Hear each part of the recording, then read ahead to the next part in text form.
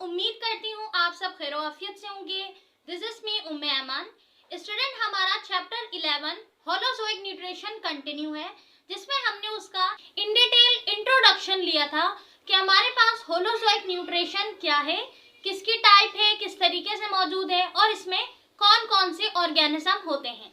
Now अब हम in detail बात करते हैं होलोजोइक न्यूट्रिशन में इंक्लूडिंग कौन कौन से प्रोसेस हैं, कौन कौन सी स्टेजेस हैं। ठीक है, तो हमने बात की थी होलोजोइक न्यूट्रिशन जो है यानी टेक सॉलिड फूड, वो तमाम ऑर्गेनिज्म जो सॉलिड फूड इनटेक करते हैं जैसे बैक्टीरिया, फंगस, एनिमल्स और ह्यूमन बीइंग, ये तमाम ऑर्गेनिज्म सॉलिड फूड इनटेक करते हैं, इसलिए इन्हें हम क्या कहते हैं, हेटरोट्रॉफिक न्यूट्रिशन। अच्छा, यहाँ पर एक और चीज है, यहाँ पर हमारे पास जितने भी वो ऑर्गेनिज्म है जो साथ ही क्या करते हैं, एक तो डिपेंडेंट होते हैं, दूसरा जब वो फूड इनटेक करते हैं तो complete solid substance complex food को इनटेक करते हैं। यहाँ पे जो हमारे पास होता है स्टूडेंट, वो कॉम्प्लेक्स फूड होता है। नाउ उस कॉम्प्लेक्स फूड को सिंपल फूड में कन्वर्ट करने के लिए हमारे पास कुछ प्रोसेस होते हैं। तो सबसे पहला प्रोसेस जो हमारे पास होता है वो कहलाता है इंजेक्शन, यानी intake of food, taking food through cell surface और थ्रू स्पेसिफिक ओपनिंग, यानी हमारी बॉडी में फूड का इनटेक होना, फूड को लेना, इनटेक करना बॉडी के अंदर। अब फूड को, किसी भी फूड मॉलिक्यूल को, फूड सब्सटेंस को इनटेक करने के दो तरीके होते हैं।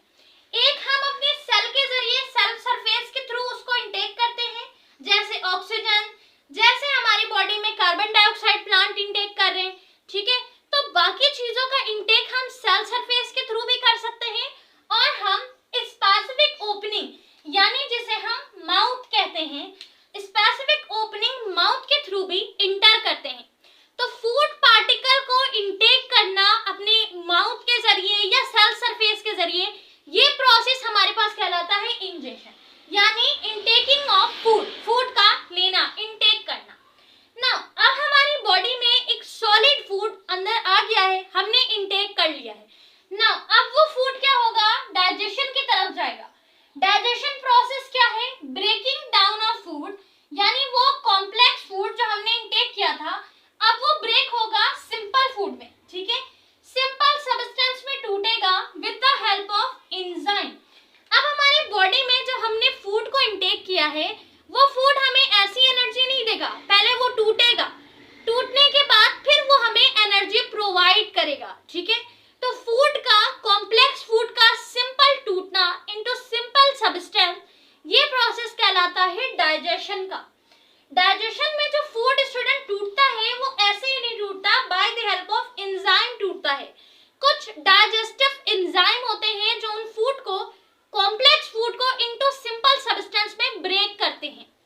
नाउ ये जो डाइजेशन प्रोसेस है ये दो तरीके का होता है।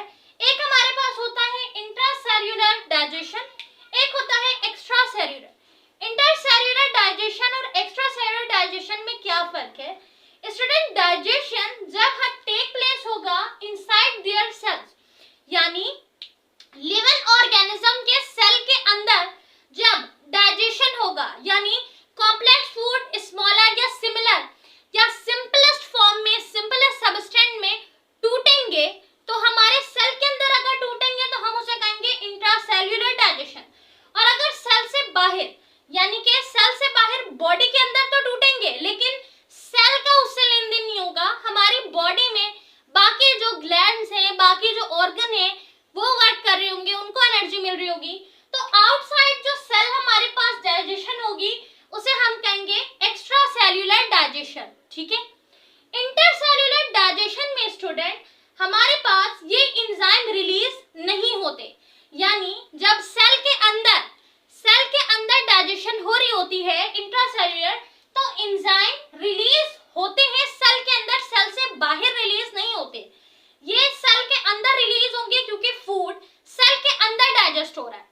जब एक्स्ट्रा सेल्युलर यानी फूड हमारे सेल के बाहर डाइजेस्ट होगा तो जितने भी एंजाइम है वो बाहर रिलीज होंगे, फिर सेल के अंदर रिलीज नहीं होंगे। Release enzyme in their gut where food is being digested, हमारे एंजाइम जो है वो कहाँ पे रिलीज होंगे, एक्स्ट्रा सेल्युलर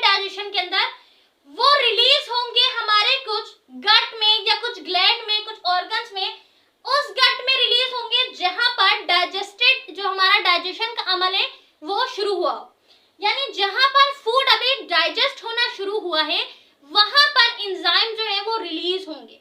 तो सेल के अंदर अगर होगा तो एक्स्ट्रा सेल्यूलर, इंट्रा सेल्यूलर, अगर सेल के बाहर होगा तो एक्स्ट्रा सेल्यूलर डाइजेशन का अमल होगा। सो डाइजेशन तो हमें समझ आ गया, कॉम्प्लेक्स फूड का सिंपल सब्सटेंस में टूटना और एनर्जी देना।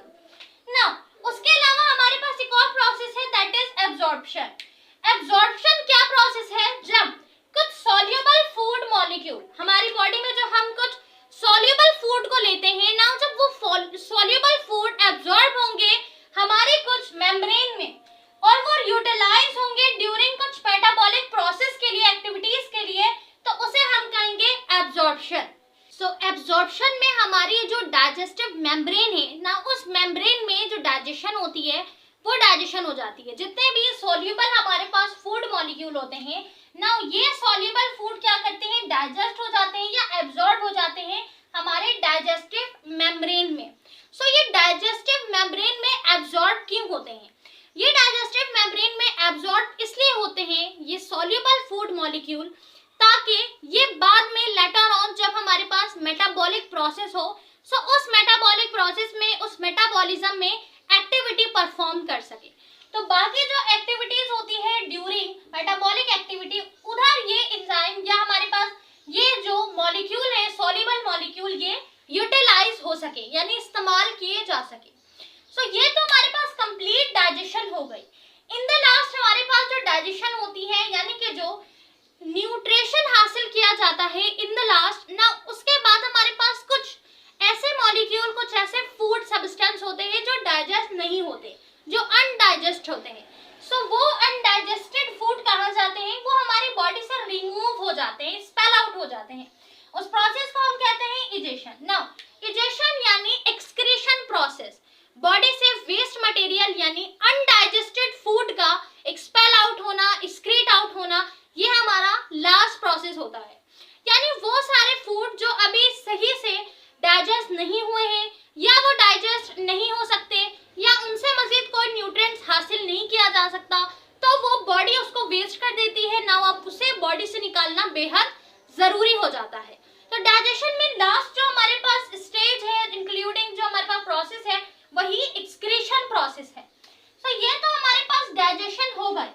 नाउ इस डाइजेशन के लिए स्टूडेंट हमारे पास कुछ डाइजेस्टिव सिस्टम भी होना चाहिए।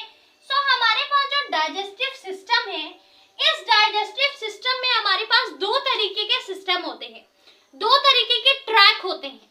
सबसे पहले हमारे पास जो ट्रैक है student, that is tube like digestive system. ठीक है स्टूडेंट, अब ये जो हमारे पास ट्यूब लाइक डाइजेस्टिव सिस्टम है, और नंबर 2 हमारे पास है सैक लाइक डाइजेस्टिव सिस्टम।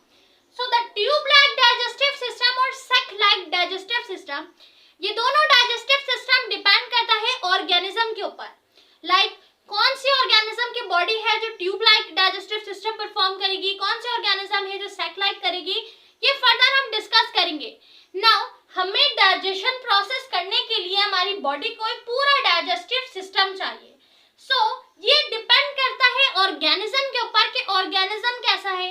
जैसा ऑर्गेनिज्म है अल्लाह ताला ने उस हिसाब से उसके डाइजेस्टिव ट्रैक रखे हैं, डाइजेस्टिव सिस्टम बनाया है। ठीक है, तो हम डिस्कस करते हैं कि डाइजेस्टिव सिस्टम ट्यूब लाइक और सैक लाइक, इन दोनों के दरमियान क्या डिफरेंस है। नाउ स्टूडेंट, अब हम बात करते हैं ट्यूब लाइक डाइजेस्टिव सिस्टम की और सैक लाइक डाइजेस्टिव सिस्टम की, और इनके दरमियान में क्या फर्क है। ठीक है, अगर हम बात करें student tube like digestive system की, so the tube like digestive system वो तमाम लिविंग ऑर्गेनिज्म, वो तमाम एनिमल्स जिनके पास दो ओपनिंग होती है। दो ओपनिंग से क्या मुराद? टू ओपनिंग का मतलब यानी कि उनके पास ओपनिंग, वो ओपनिंग जहां से फूड को इनटेक किया जाए यानी माउथ, और वो ओपनिंग जहां से वेस्ट मटेरियल को निकाला जाए, एक्सक्रीट आउट किया जाए। They have separate opening for removal of waste material and intake of food, food को लेने के लिए और रिमूवल वेस्ट मटेरियल को रिमूव करने के लिए। ठीक है, अच्छा, इसके बाद जो हमारे पास सैक लाइक ऑर्गेनिज्म होते हैं, यानी सैक लाइक जो डाइजेस्टिव सिस्टम होता है, वो तमाम उन ऑर्गेनिज्म में होता है जिनकी बॉडी में सिंगल ओपनिंग होती है, जैसे अमेबा, यानी कि वो बॉडी में से एक ही साइड में से, एक ही ओपनिंग में से क्या करते हैं, इनटेक भी करते हैं, उसी ओपनिंग से वो वेस्ट मटेरियल को निकालते भी हैं। ऐसे ऑर्गेनिज्म की डाइजेस्टिव सिस्टम को, डाइजेस्टिव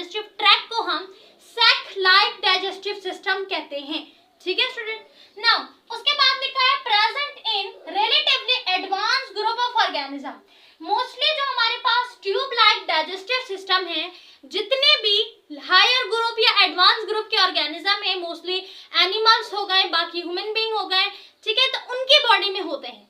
जबकि हमारे पास वो तमाम ऑर्गेनिज्म जो लोअर ग्रुप के ऑर्गेनिज्म है, मोस्टली यूनिसेलुलर ऑर्गेनिज्म है, उनके पास sac like tube digestive system होता है, ठीक है, सैक लाइक डाइजेस्टिव सिस्टम यानी सिंगल ओपनिंग। इसके अलावा स्टूडेंट हमारे पास ये फूड को इंटर करते हैं और रिमूव करते हैं सिंगल यानी सेपरेट ओपनिंग से, लेकिन जबकि ये एक ही सिंगल ओपनिंग से फूड को इंटेक भी करेंगे और रिमूव भी करेंगे। ट्यूब लाइक हमारे पास जो डाइजेस्टिव सिस्टम होता है ये कंप्लीट एसोसिएट होता है ग्लैंड के साथ और ऑर्गन के साथ। जैसे कि ह्यूमन बीइंग या एनिमल्स की बॉडी में मुख्तलिफ एसेसरी ग्लैंड, मुख्तलिफ ऑर्गन मौजूद होते हैं, जैसे स्टमक है, पैनक्रियाज है और बाकी ऑर्गेनिज्म, बाकी ऑर्गन है, ठीक है। जबकि हमारे पास सैक लाइक में जो है वो कंप्लीटली एसोसिएट नहीं होते, ठीक है, वहां पर कंप्लीटली प्रॉपर तरीके से कोई ग्लैंड या ऑर्गन एसोसिएट नहीं होते, सही। इसके अलावा स्टूडेंट हमारे पास जो ट्यूब लाइक डाइजेस्टिव सिस्टम है उसमें मैकेनिकल और केमिकल डाइजेशन, मैकेनिकल और केमिकल डाइजेशन दोनों होती है, ठीक है, जबकि सैक लाइक ऑर्गेनिज्म में सिर्फ केमिकल डाइजेशन होती है। ना केमिकल और डाइजेशन को हम थोड़ा समझते हैं, केमिकल और मैकेनिकल डाइजेशन है क्या। स्टूडेंट केमिकल और मैकेनिकल डाइजेशन बेसिकली हमारे पास किस तरीके की डाइजेशन है, देखो वैसे तो ये दोनों डाइजेशन है, यानी कि ये दोनों डाइजेस्टिव मेथड है। इस मेथड से ही हमारे पास क्या होता है, जितने भी फूड है कॉम्प्लेक्स फूड वो ब्रेक डाउन होते हैं। सो द कॉम्प्लेक्स फूड को ब्रेक डाउन करना into simple substance, into simplest form of food, ये हमारे पास कहलाता है mechanical and chemical digestion.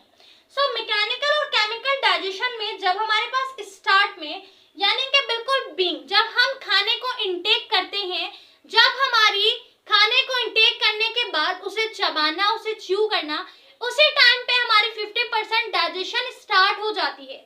So food को ब्रेक डाउन करना इनटू सिंपल सब्सटेंस, ये हमारे पास कहलाता है मैकेनिकल डाइजेशन। लेकिन केमिकल डाइजेशन जब एंजाइम रिलीज होंगे, सो एंजाइम इस्तेमाल किए जाएंगे जब फूड को ब्रेक करने के लिए, that is called the chemical digestion. So chemical digestion और मैकेनिकल डाइजेशन ये दोनों मिलकर ही कॉम्प्लेक्स फूड को ब्रेक करते हैं सिंपल फॉर्म में, जिससे हमें एनर्जी मिलती है और बाकी अनडाइजेस्टेड फूड जो है वो एक्सक्रीट आउट होता है बॉडी से। सो वो तमाम ऑर्गेनिज्म जो लोअर ग्रुप के हैं, जो सैक लाइक डाइजेस्टिव सिस्टम रखते हैं, उनके बॉडी में सिर्फ केमिकल डाइजेशन होती है, यानी एंजाइम का रिलीज होना और इस एंजाइम का इस्तेमाल किए जाना किसके लिए, फूड को ब्रेक करने के लिए।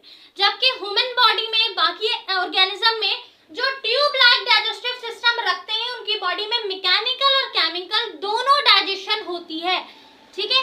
अच्छा, उसके बाद लिखा है student digestive tract with variable pH due to complete food. अच्छा, due to complex food nature, जो हमारे पास ट्यूब लाइक जो डाइजेस्टिव सिस्टम होता है, उनकी बॉडी में चूंकि कॉम्प्लेक्स फूड डिफरेंट तरीके के, डिफरेंट नेचर के होते हैं, इसलिए उनके एंजाइम, उनके पीएच बहुत ही वेरिएबल होते हैं, यानी बहुत सारे डिफरेंट वेरिएबल हमारे पास क्या होते हैं, पीएच होते हैं, जो कि मेंटेन करते हैं पीएच नेचर को। जबकि सैक लाइक जो होते हैं उनके पास पीएच होता है, लेकिन बहुत ज्यादा नहीं होते, डिफरेंट थोड़े बहुत पीएच मौजूद होते हैं, ठीक है।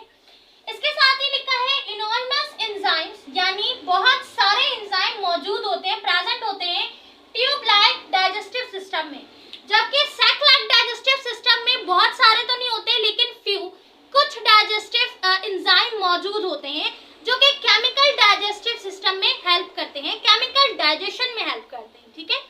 उसके बाद लिखा है student digestive tract well supported by muscles. अब जो भी ट्यूब लाइक हमारे पास डाइजेस्टिव सिस्टम होगा, चाहे किसी भी ऑर्गेनिज्म में हो, तो वो सपोर्टेड होगा मसल्स के जरिए। मुख्तलिफ मसल्स उस डाइजेस्टिव सिस्टम को सपोर्ट करेंगे, जबकि हमारे पास जो बाकी ऑर्गेनिज्म है जिनके पास सैक लाइक डाइजेस्टिव सिस्टम है, उनके पास वेल सपोर्टेड नहीं होगा, ठीक है, उनका डाइजेस्टिव सिस्टम इतना वेल सपोर्टेड नहीं होता है। ये डिफरेंस है हमारे पास ट्यूब लाइक डाइजेस्टिव सिस्टम में और सैक लाइक डाइजेस्टिव सिस्टम में। सैक लाइक डाइजेस्टिव सिस्टम में जो डाइजेशन होती है अकॉर्डिंग टू दी ऑर्गेनिज्म होती है कि किस तरीके का ऑर्गेनिज्म है। अल्लाह ताला ने हर मुख्तलिफ ऑर्गेनिज्म को उसके हिसाब की बॉडी दी है, उसके मुताबिक बॉडी दी है, उसके मुताबिक उसका चेहरा दिया है, उसके मुताबिक सारी चीजें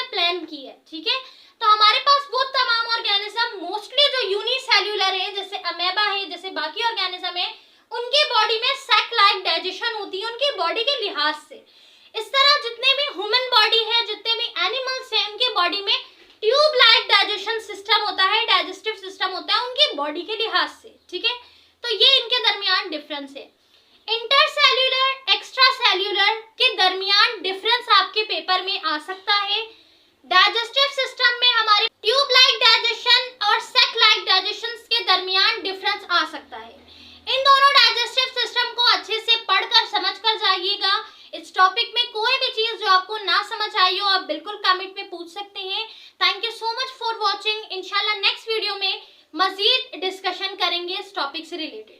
टेक केयर, अल्लाह हाफिज।